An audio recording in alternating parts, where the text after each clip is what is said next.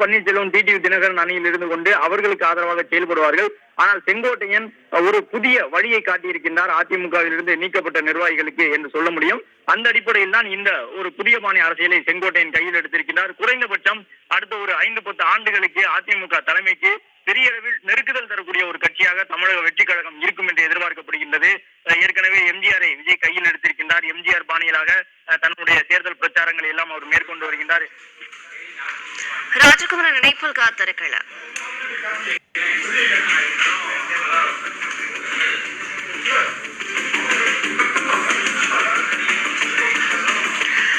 தாவேகாவில் செங்கோட்டையன் இணைந்திருக்கிறார். இது தொடர்பாக பேசுவதற்காக மூத்த பத்திரிகையாளர் துரை கருணா அவர்கள் நம்மோடு இணைப்பில் இருக்கிறார். சார் வணக்கம்.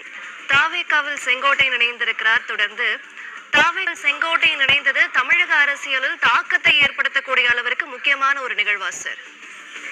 நிச்சயமாக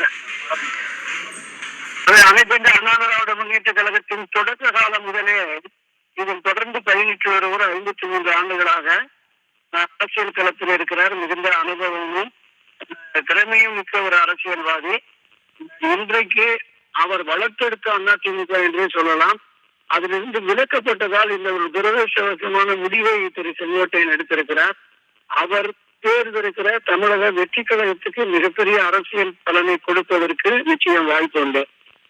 இத்தனை ஆண்டுகள் இருந்தவர் இந்த கட்சியை எப்படியாவது ஒருங்கிணைத்து